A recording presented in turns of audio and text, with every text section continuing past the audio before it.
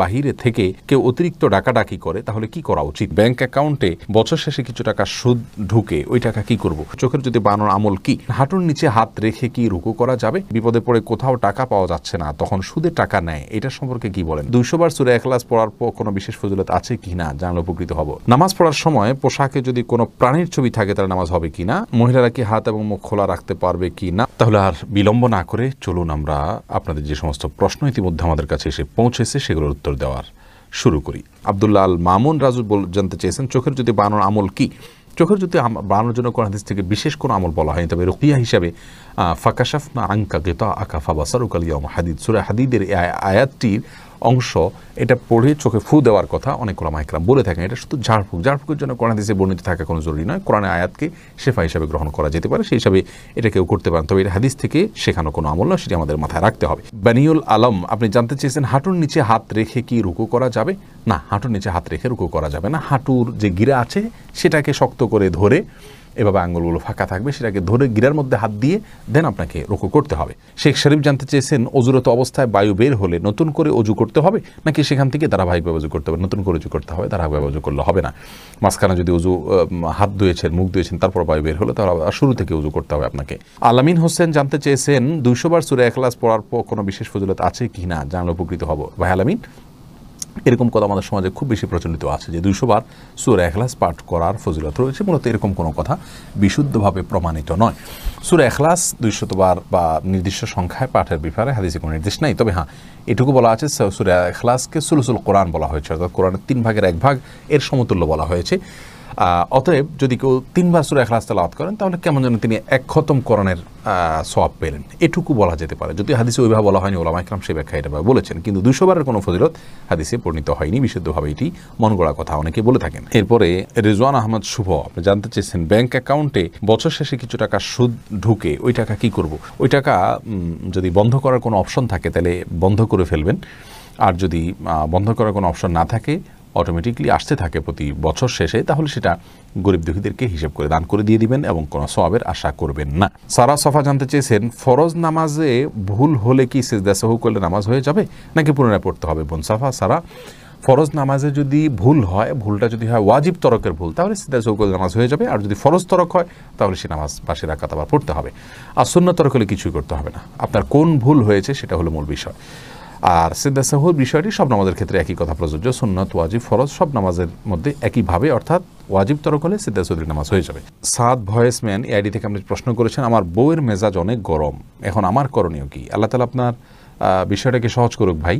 তার স্ত্রীর যদি মেজাজ গরম হয়, তিনি যদি নিজে বুঝতে পারেন যে হ্যাঁ তিনি মাঝে মধ্যে হট মেজাজি হয়ে পড়েন, তাহলে সেক্ষেত্রে তাকে আপনি পরামর্শ দিতে পারেন আউযু বিল্লাহি মিনাশ শাইতানির রাজিম বেশি বেশি করে পাঠ করা, বিসমিল্লাহির রহমানির রহিম মাঝে মধ্যে পাঠ করে, এগুলো পাঠ করলে আল্লাহ রাব্বুল আলামিন বদমেজাজ মানুষের কমিয়ে দেয়। বিশেষ করে তার যখন বদমেজাজ হবে আপনি তাকে শুনিয়ে দূর থেকে এটা পড়তে পারেন, যদি পড়েন ইনশাআল্লাহ দেখবেন তার বদমেজাজ কমে গেছে। এবং রাসূল করিম সাল্লাল্লাহু আলাইহি ওয়াসাল্লামের জীবনে এরকম ঘটনা ঘটেছে যে এক ব্যক্তি রাগান্বিত হয়েছেন, তিনি দূর থেকে বলেছেন আমি জানি একটি কালিমা যেটা পড়লে তার রাগ কমে যাবে, এবং তাকে শুনিয়ে সেটা তিনি পড়লেন, তারপর লোকটি সেটা অনুসরণ করলেন। তাকে ডাইরেক্ট পড়তে বললে ওই সময়টা তিনি হয়তো রাগান্বিত হয়ে যাবেন, তাকে পড়তে নির্দেশ না করে আপনি তাকে শুনিয়ে হালকা করে বললেন অথবা তাকে স্মরণ করার উদ্দেশ্যে বললেন, এর মাধ্যমে তার রাগ কমতে পারে ইনশাআল্লাহ বিইذনিল্লাহ।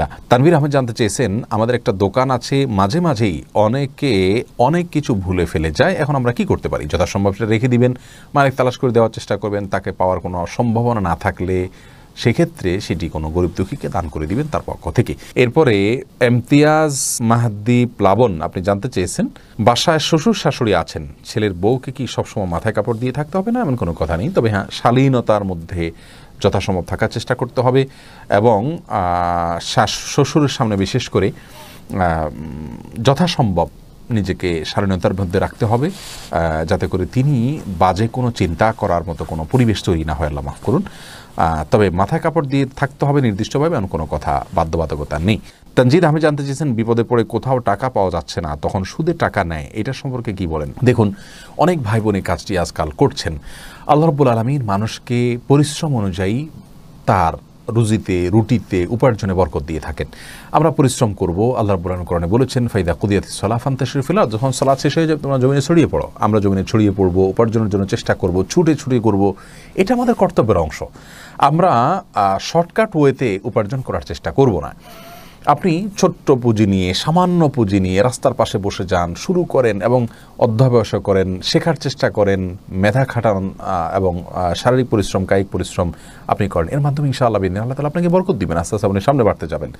সুদের উপরে লোন নিয়ে তারপরে ব্যবসা করা কোনো অবস্থাতেই মুসলমানের জন্য জায়েজ নাই। প্রয়োজনে তিনি অল্প খাবেন, ছোট ব্যবসা করবেন।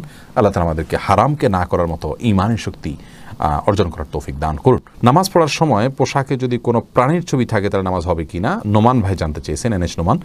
যদি কোনো কুকুরের ছবি কোনো ছবি থাকে, কোনো প্রাণীর ছবি থাকে, তাহলে নামাজ হয়ে যাবে, কিন্তু এই কাজটি খুবই অন্যায় কাজ, খুবই দুর্গর্হিত কাজ এবং জঘন্য কাজ। কারণ হলো সালাত পড়বেন আল্লাহর রহমত আসার জন্য, আর কোনো প্রাণীর ছবি থাকলে সেখানে আল্লাহর রহমত আসে না। তাইলে আপনার এই সালাতটাতে কীভাবে আপনি আল্লাহর অনুগ্রহ লাভ করবেন? এই জন্য কোনো প্রাণীর ছবি আসে এরকম জামা কাপড়ে সালাত আদায় করা উচিত নয়। কিন্তু যদি বিকল্প কিছু না থাকে, ওই জামাকে উল্টিয়ে পারলে পড়বে, আর সেটাও যদি কোনোভাবে করা না যায়, দোনো পাশে যদি ছবি থাকে, তাহলে সেক্ষেত্রে সালাত ত্যাগ করবে না, ওই অবস্থায় পড়ে নেবে। এরপরে মহিলারা কি হাত এবং মুখ খোলা রাখতে পারবে কি না, মাহমুদুল হাসান জানতে চেয়েছেন। না, হাত মুখ এগুলো ঢাকবেন যদি ঢাকা যায়, আর যদি ঢাকা না যায় তাহলে সেক্ষেত্রে আল্লাহ রাব্বুল আলামিন বলেছে ইল্লা মা যাহারা মিনহা, যেগুলো এমনি প্রকাশিত থাকে। অনেক উলামা ইকরাম বলেছেন তার মধ্যে হাতের কবজি, পায়ের পাতা, এগুলো প্রকাশিত থাকে, যার কারণে এগুলো না ঢাকলেও চলবে। ফিতনার এই যুগে মানুষ মেয়েদের কাপড় চোপড় এবং তাদের শরীরের যে কোনো অংশ দেখেই বাজে চিন্তা করে, যার কারণে একজন আত্মসম্মানবোধী মায়ের জন্য সেগুলোকে ঢেকে ফেলাটাই হলো উচিত এবং উত্তম। শফিকুল ইসলাম জানতে চেয়েছেন, কোনো মহিলা যদি নামাজরত অবস্থায় থাকে আর ঘরের বাহিরে থেকে কেউ অতিরিক্ত ডাকাডাকি করে তাহলে কি করা উচিত? যতই ডাকাডাকি করুক না কেন, নামাজটাকে চালিয়ে যেতে হবে। যদি ফরজ নামাজ হয়, আর সুন্নত নামাজ হলে যদি ডাকটা শুনে তিনি বুঝতে পারেন যে তার মা বাবা কোনো বিপদে পড়ে ডাকছেন বা জরুরি কোনো কাজে ডাকছেন, মা বাবা যদি ডাকেন, তাহলে সেক্ষেত্রে ছেড়ে চলে যেতে পারেন সুন্নত নামাজ হলে। ফরজ নামাজ হলে কারোর ডাকে, সাধারণ ডাকে যাবেন, নামাজ শেষ করে যাবেন। প্রয়োজন নামাজটাকে একটু তাড়াতাড়ি শেষ করতে পারেন যদি মনে হয় ডাকটা খুব বেশি প্রয়োজনীয় কোনো ডাক। আর যদি কোনো ব্যক্তির মৃত্যুর মুখে পতিত হয়েছেন, এরকম কিছু আঁচ করতে পারেন তিনি, তাহলে সেক্ষেত্রে ফরজ হলেও নামাজ ছেড়ে দিয়ে তার জীবনকে রক্ষা করার জন্য তিনি অগ্রসর হয়ে যাবেন, এটা তার কর্তব্যের অংশ। মোহাম্মদ তাকিব জানতে চেয়েছেন, বদনজর কিংবা জাদু করলে তা কিভাবে বুঝবো? এটা একটু জটিল আসলে। বেশিরভাগ ক্ষেত্রে আপনার রুকিয়া যারা করেন তারা এরকম রোগীকে কিছু তিলাওয়াত শুরু করলে তাদের মধ্যে অস্থিরতা শুরু হয়, বিশেষ কিছু আলামত তারা দেখতে পান, তার মাধ্যমে বোঝা যায়। এছাড়া অনেকগুলো পদ্ধতি আছে বোঝার জন্য, যেগুলো আসলে সঠিক নয়। সেগুলোতে কুফরি কালামের আশ্রয় নেওয়া হয়, জিনদের আশ্রয় নেওয়া হয়, অনেকভাবে করা হয়, যেগুলো সঠিক নয়। রাখি আক্তার জানতে চেয়েছেন, আমার বাবার কবর ভেঙে ডেবে গিয়েছে, এটা কি খারাপ কোনো কিছুর আলামত? না, খারাপ কোনো কিছুর আলামত নয়। এটা মাটির কোনো সমস্যার কারণে হতে পারে। কোরআন হাদিস থেকে এটাকে খারাপ কোনো আলামত বলে বলা হয়েছে বলে আমাদের জানা নেই।